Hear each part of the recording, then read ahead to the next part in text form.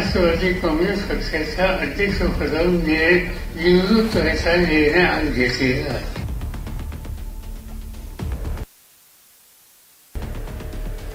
आदरणीय शरद पवार साहब का राजीनामा हम एक मत से सर्वानुमत नामंजूर करते हैं. राष्ट्रवादी काँग्रेस पक्षाच्या अध्यक्षपदावरून निवृत्त होण्याचा निर्णय जाहीर केला होता. जिसे अपने आप पर यकीन नहीं होता वो चाहकर भी कुछ नहीं कर सकता. नमस्कार, मैं हूं विजय त्रिवेदी और आप देख रहे हैं हमारी खास series heads and tails, Pawar से पावर. जी हां, शरद पवार एक ऐसी शख्सियत जिसने अपने निजी जीवन से लेकर राजनीतिक जीवन में जो भी काम किए सब अपनी शर्तों पर किया. छात्र राजनीति से लेकर 4 बार महाराष्ट्र के मुख्यमंत्री बनने तक और केंद्र सरकार में मंत्री रहते हुए पवार की सियासी रणनीति को शतरंज की चालों के बराबर ही आंका गया है. राष्ट्रवादी काँग्रेस पक्षाच्या अध्यक्षपदावरून निवृत्त होण्याचा निर्णय आज घेतलेला आहे. आदरणीय शरद पवार साहब का राजीनामा हम एक मत से सर्वानुमत नामंजूर करते हैं. राष्ट्रवादी काँग्रेस पक्षाच्या अध्यक्षपदावरून निवृत्त होण्याचा निर्णय जाहीर केला होता. 6 दशक से ज्यादा का समय का राजनीतिक अनुभव रखने वाले राष्ट्रवादी कांग्रेस पार्टी के अध्यक्ष शरद पवार ने 2 मई को अध्यक्ष पद से रिटायर होने का फैसला किया, जिसे 3 दिन यानी 5 मई को 16 सदस्यीय कमेटी ने नामंजूर कर दिया. उसके बाद शरद पवार साहब ने कहा कि कार्यकर्ताओं में मेरे फैसले को नाराजगी थी, इसलिए मैंने इस फैसले को वापस ले लिया है. इससे पहले प्रफुल्ल पटेल ने कहा कि सब लोग चाहते हैं कि पवार साहब अपना कार्यकाल पूरा करें.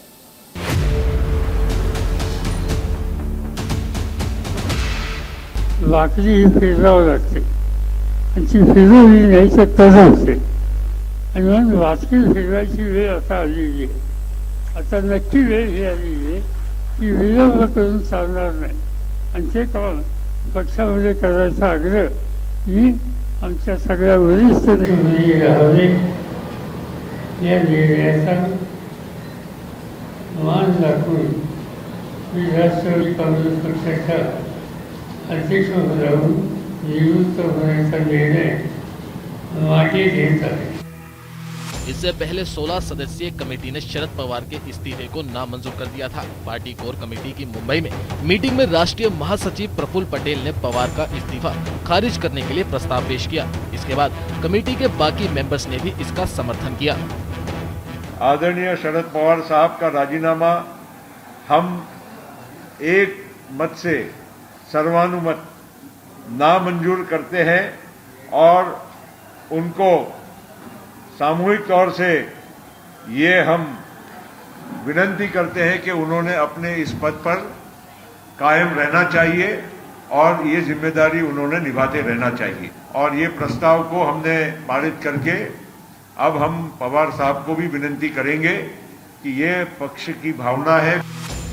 कोई नारे लगाकर अपनी खुशी मना रहा था तो कोई आतिशबाजी कर अपनी खुशी मना रहा था. तमाम नेता कमेटी की गुजारिश लेकर पवार के घर भी पहुंचे. अपील यही थी कि पवार पद पर बने रहे और पार्टी को आगे बढ़ाते रहे.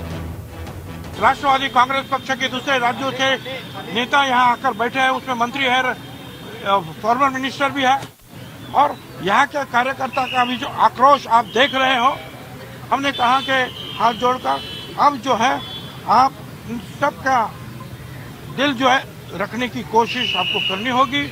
हमारे लिए आपको ये विनती हमारी मान्य करनी होगी. चौहान केंद्र में आयोजित प्रेस कॉन्फ्रेंस में शरद पवार ने पार्टी अध्यक्ष के रूप में बने रहने के अपने फैसले की घोषणा की. हालांकि प्रेस कॉन्फ्रेंस में अजित पवार की अनुपस्थिति ने फिर से पूरे प्रकरण से उनके नाराज होने की चर्चा पैदा कर दी थी. ऐसे में अजित पवार ने निर्णय का स्वागत करते हुए एक आधिकारिक बयान जारी किया और अभी के लिए सभी संदेह के बादलों को उड़ा दिया है.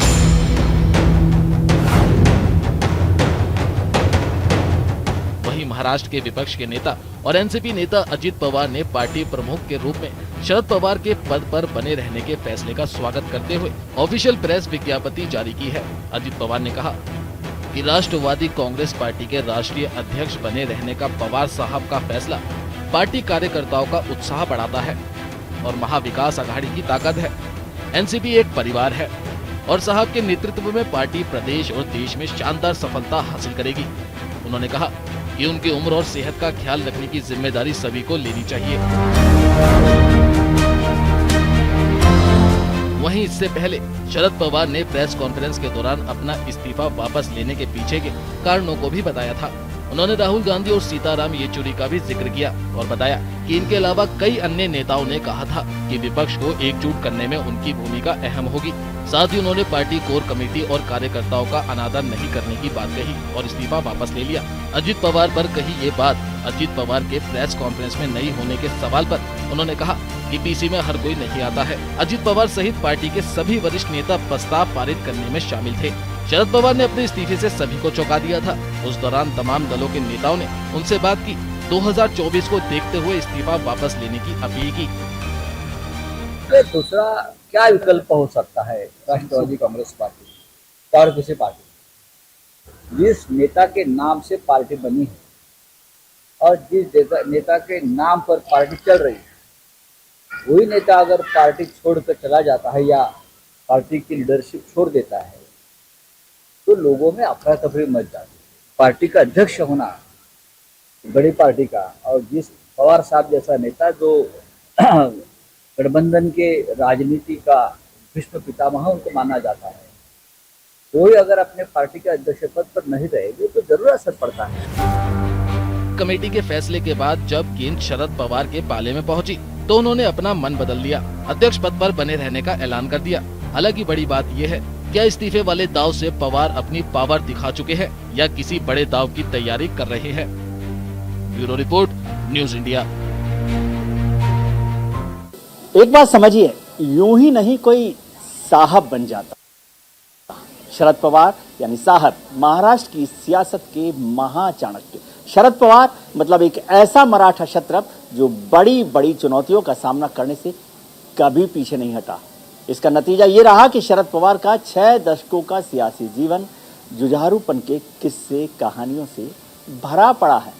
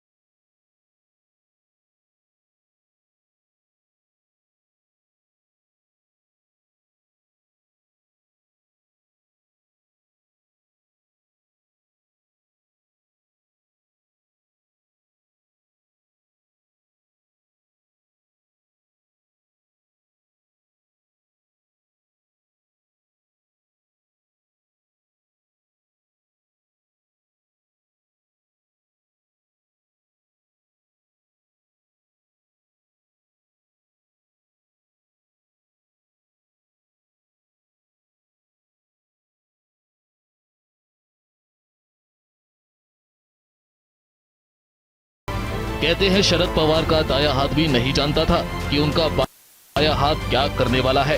हमेशा सियासी मूड भांपने वाले शरद पवार महाराष्ट्र की सियासत के हमेशा से पावर पॉइंट रहे। चलिए आपको बताते हैं कैसे शरद पवार महाराष्ट्र के 4 बार सीएम बने। 1978 में जनता पार्टी के साथ मिलकर महाराष्ट्र में गठबंधन सरकार बनाई और 37 साल की उम्र में महाराष्ट्र के सबसे कम उम्र के मुख्यमंत्री बने। 2 साल बाद 1980 में केंद्र में इंदिरा गांधी के सत्ता में वापसी आने के बाद पवार की गठबंधन सरकार अल्पमत में आ गई। 1983 में पवार को कांग्रेस आई का अध्यक्ष बना दिया गया और वो पहली बार बारामती सीट से 1983 में सांसद बन गए। 1985 में पवार ने सांसदी छोड़कर बारामती सीट से विधानसभा चुनाव लड़ा और जीत हासिल की। 1988 में तत्कालीन प्रधानमंत्री राजीव गांधी ने महाराष्ट्र के सीएम शंकर चौहान को केंद्र में मंत्री बना दिया और इसके साथ 1988 में शरद पवार दूसरी बार महाराष्ट्र के सीएम बने।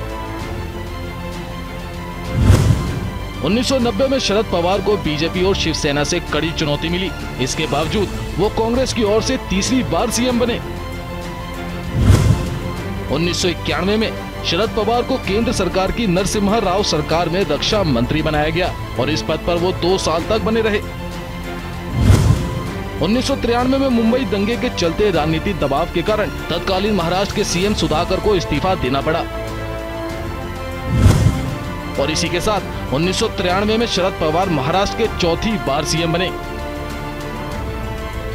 शरद पवार के कांग्रेस के साथ रिश्ते समय समय पर बिगड़ते रहे। वहीं शरद पवार की खासियत रही कि शरद पवार के निजी रिश्ते सभी बड़े नेताओं से अच्छे बने रहे। Bureau report, news India.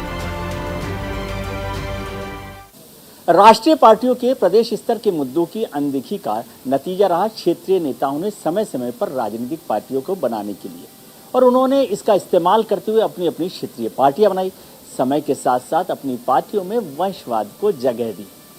समाजवाद से वंशवाद की क्षेत्रीय दलों की राजनीति पर देखिए हमारी ये खास रिपोर्ट।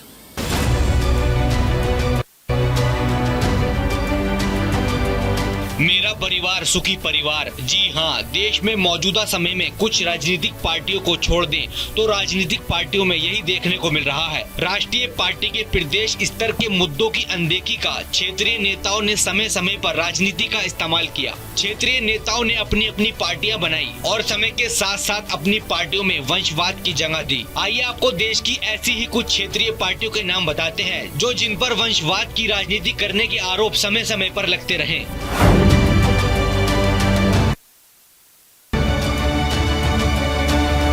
शरद पवार ने एनसीपी अध्यक्ष पद छोड़ने का ऐलान करने के बाद उनके भतीजे अजीत पवार या बेटी सुप्रिया सुले को पार्टी का अध्यक्ष बनाने की बात मीडिया में आई थी, जिसके बाद एनसीपी पर वंशवाद की राजनीति के आरोप लग रहे थे। 1966 में शिवसेना की स्थापना करने वाला बाबा साहेब ने वर्ष 2024 में अपने पुत्र उद्धव ठाकरे को शिवसेना की कमान सौंप दी थी और परिवार को बढ़ावा दिया।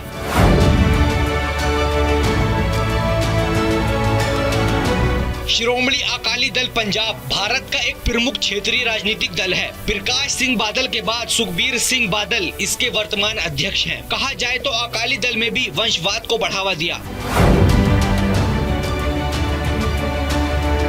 पश्चिम बंगाल में सक्रिय एक भारतीय राष्ट्रीय राजनीतिक दल है। इस दल का जन्म भारतीय राष्ट्रीय कांग्रेस से विघटन होकर हुआ। इस दल की नेता ममता बनर्जी है और ममता बनर्जी के बाद उनके भतीजे अभिषेक बनर्जी को पार्टी में दूसरे नंबर का दर्जा प्राप्त हुआ। भारतीय राजनीति में वंशवाद का सबसे बड़ा चेहरा है समाजवादी पार्टी के मुखिया मुलायम सिंह यादव। कभी स्कूल के मास्टर और अखाड़े के पहलवान रहे मुलायम राजनीति में भी सिरमौर हैं। चरण सिंह की शागिर्दी में राजनीति शुरू करने वाले मुलायम ने समाजवादी लोहिया का दामन थामकर ही समाजवादी पार्टी की स्थापना की और फिर यूपी की राजनीति में शिखर तक पहुंचे। इसके बाद उन्होंने खुलकर अपने परिवार को आगे बढ़ाया। वर्तमान में समाजवादी पार्टी के अध्यक्ष मुलायम सिंह यादव के बेटे अखिलेश यादव हैं।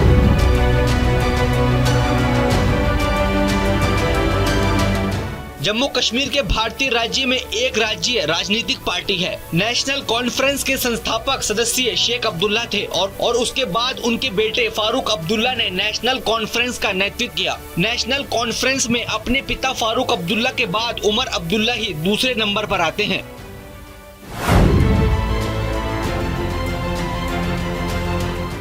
डेमोक्रेटिक पार्टी ने भी वंशवाद को बढ़ावा दिया। पार्टी संस्थापक और अध्यक्ष मुफ्ती मोहम्मद सईद के बाद उनकी बेटी महबूबा मुफ्ती पार्टी की अध्यक्ष हैं।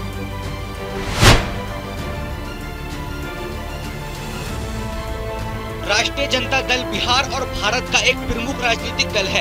इस दल के संस्थापक लालू प्रसाद यादव हैं। आरजेडी ने भी परिवारवाद को बढ़ावा दिया है। पहले लालू यादव ने अपनी पत्नी राबड़ी देवी को बिहार का सीएम बनाया और उसके बाद अपने बेटे और बेटियों को बिहार की राजनीति में एंट्री कराई।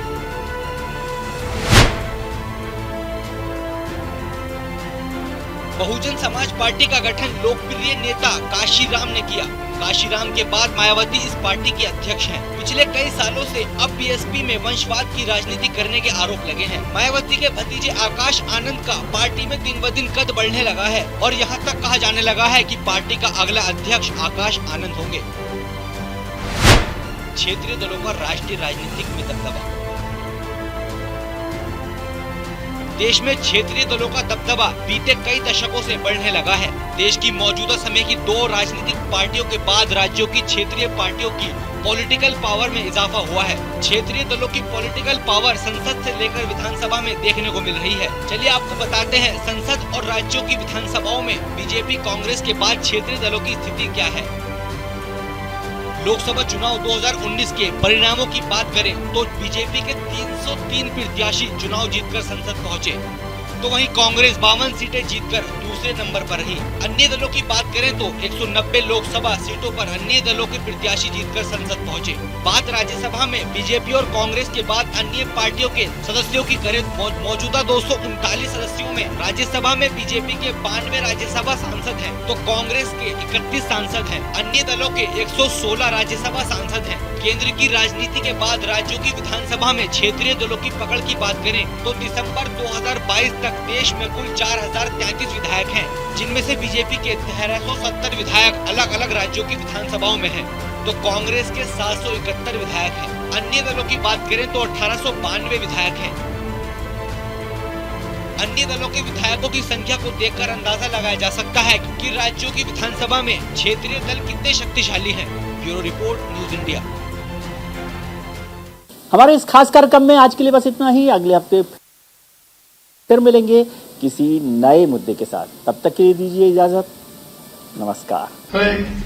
राष्ट्रवादी काँग्रेस पक्षाच्या अध्यक्षपदावरून निवृत्त व्हायचा निर्णय आज घेतलेला आहे। आदरणीय शरद पवार साहब का राजीनामा हम एक मत से सर्वानुमत नामंजूर करते हैं। राष्ट्रवादी काँग्रेस पक्षाच्या अध्यक्षपदावरून निवृत्त होण्याचा निर्णय जाहीर केला होता।